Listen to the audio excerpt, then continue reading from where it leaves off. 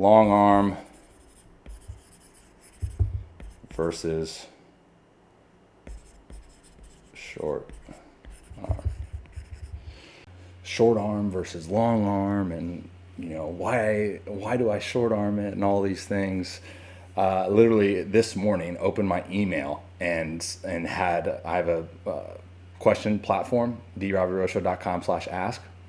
So I opened up my question platform email, was answering the questions, and I kid you not, 5 questions in a row were, why do you short arm so much? So I just did a podcast on that, and basically wanted to clear up a ton of confusion on short arm actions and blah, blah, blah. So you can check that out via my podcast, the Robby Road Show Baseball Podcast, or it's on YouTube if you want to get a really deep understanding for what actually short arming is. But pointing out the commonalities, same organization, similar height. I think Fairbanks is like 6'6", Glasnow is like 6'8", but the main focal point within this screening that I want to accomplish is a understanding of the simplicity of arm action mechanics pertaining to like the goal of it, right? So I'm producing an ebook right now on the complete guide to pitching mechanics,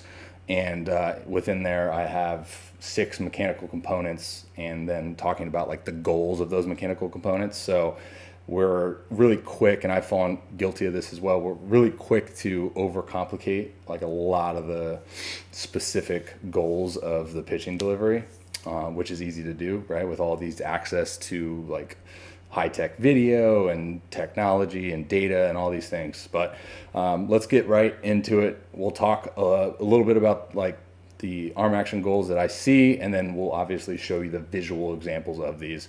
Shouldn't take too long. So let's play it. I have both of these guys synced at ball release. Okay, and we'll run it back, do it in a little bit of slow-mo here.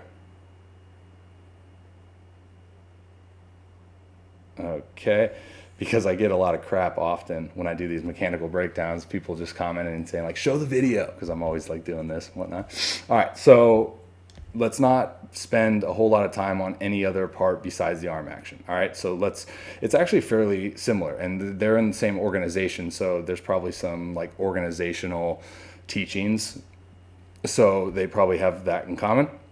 But we're gonna obviously notice the drastic difference. Okay, so upon hand separation, let's get this guy going. So upon hand separation, you can see where their hand travels to through space, right? Glasnow, elbow extension; Fairbanks, elbow flexion, glove arm extension, same with Glasnow. Okay, so now from here, you're gonna see that, boom, Fairbanks separates in flexion, Glasnow in extension, and now everything else is kind of similar. The thing that I will say with arm action mechanics is that there's a lot to do with the tempo of the entirety of the delivery, the individual's tempo, basically tempo and acceleration rate. You look at that, and then the capacity to move, what I mean by capacity to move, just to simplify it, is basically saying like stride length. So Glasnow is a freak of nature athletically. Not saying Fairbanks isn't, but you can see like the distance of the feet. So he's gaining like a lot of ground. Whereas Fairbanks, I would actually put in the category of like maybe smaller stride. I don't know if it's a movement capacity restriction or not, but just a shorter stride. So that has a lot to do actually with arm action, because I talk about this a lot, is the timing of which the hand flips up above shoulder and elbow. So that's a huge piece. I call it the velocity enhancing move. You see it across the board with high power output guys, is usually what you'll see: hand flips up, knee shoots the ground, which is basically the hips initiating rotation. So same thing, hand flips up, knee shoots the ground, internal rotation. All at the timing of which is sensitive to the lead foot. Why? Because the lead foot needs to be completely anchored into the ground for then our trunk to go. I just did a breakdown with a client talking about the influence of early rotation of the upper half by way of the hand. Like if the hand is up, early within the dry phase, say 17 frames before this guy touches to the ground, you're going to probably have more of a pushy arm action because the trunk's going to want to rotate early. You're going to limit your amount of separation. You're going to limit your amount of stretch. You're not going to be able to pull the arm through. You're going to have to generate independent energy through the arm. You're going to put a ton more load on the elbow and so on and so forth. So we want to be extremely precise with looking at deliveries, looking at throws, and understanding when this guy is coming up. So how does that relate to long and short? Well, as I mentioned, the tempo is one. I think I teach a lot of training in tempo and a lot of forward acceleration. With that, you have hand path connectivity, a hand that sticks somewhat close to the body throughout the entirety of the dry phase until the point of which you anchor. What this allows for you to do is you limit the amount of space you cover with the hand, because the way that I look at literally the simplicity of this arm action mechanical goal is you want to be in your release slot, right? So say release slot on as much of a consistent and repeatable basis as possible. So when we're especially dealing with younger kids who lack the stability and lack the body and spatial awareness, that's going to be obviously extremely important. It's a different story when you have professional athletes, because they can obviously repeat pretty well. So now hand path connectivity, you simplify the path in which the hand takes. The body is now you're essentially allowing the body to accelerate at a greater rate, in my personal opinion, because you're not having to play catch up with your hand, right? So the brain is extremely smart and it's constantly monitoring the threat. So if you guys see someone that has a hand path that shoots behind, or is lagging, dragging, whatever you want to call it, the brain is going to essentially force the body to slow its tempo down, slow its acceleration down going into front foot strike, which is going to leave you a very limited amount of potential energy to be blocked and to send up the chain to have available for the arm to leverage, right? So that's a huge piece to it as well. Again, I'm not saying that there's a superior way or not. I'm just saying that I think it's in terms of accomplishing the goal of repeatability and consistency. I will say that it's probably a little bit more advantageous to teach at a young age, okay, with the hand path. And I'm not saying you have to be extremely extreme like Fairbanks is here, but something to consider. So again, I did a video on this literally the other day and talking about the arm action. Everyone wants to generate arm speed. I think the individuals that are mindful of generating arm speed are the individuals that probably use more arm than they actually should in terms of load and volume and stress tolerance. Okay. Arm speed isn't generated by the arm, if you guys really want to know. Isn't it cool how both of these guys, even though the path the hand took was extremely different, look where you end up at the point of which you anchor down. So this leads me into talking about the goal. The goal is to leverage the arm by rotational and directional energy.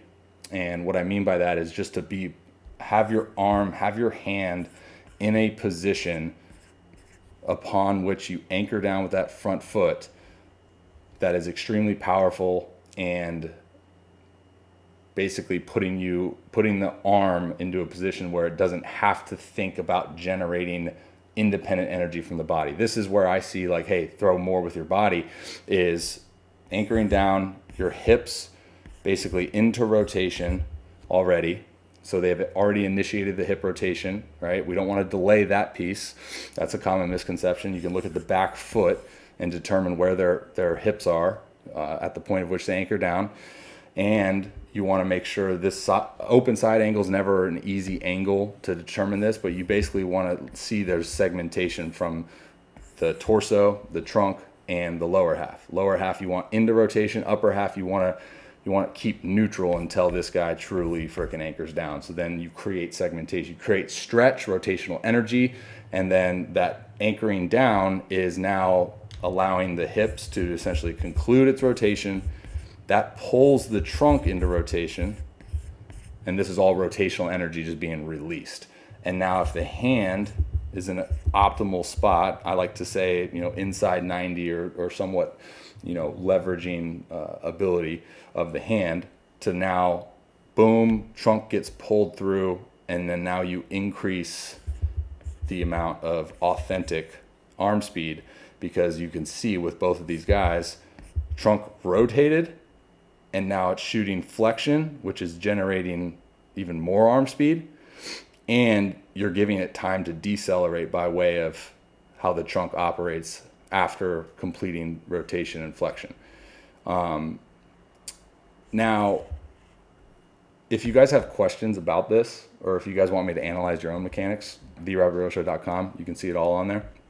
But literally just want to talk about like the simplicity of it. And I know I don't do a great job. I repeat myself a lot, but I believe that there's terminology for everyone, and some people might not understand certain terminologies, right? But the biggest thing I want to show in this is like, okay, the path in which the hand takes upon hand separation is drastically different, but we accomplish the same goal of putting the hand in the most optimal position to receive energy that the body has produced up until this point. That's a reason why I don't really buy too much into the saying that people often kind of talk about with nothing really happens in the delivery until like front foot strike, because there's a lot that happens. Now I understand the reference, but I think there is need to teach something before.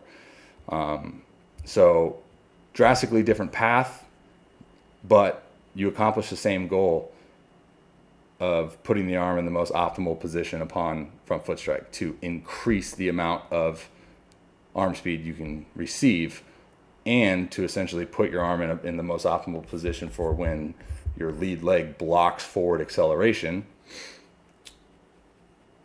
sending up the chain.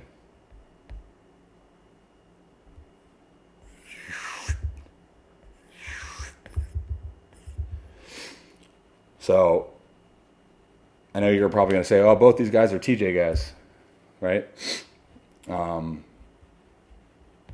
And if you want to talk more about that, then be sure to go to my website and shoot me an email, because I got some interesting stuff on that as well. Like I said, Complete Guide to Pitching Mechanics ebook will be released shortly. You can find that at therobbyroshow.com/ebooks. But for now, I'm out. Long arm versus short arm. Much love. God bless. Until next time. See you.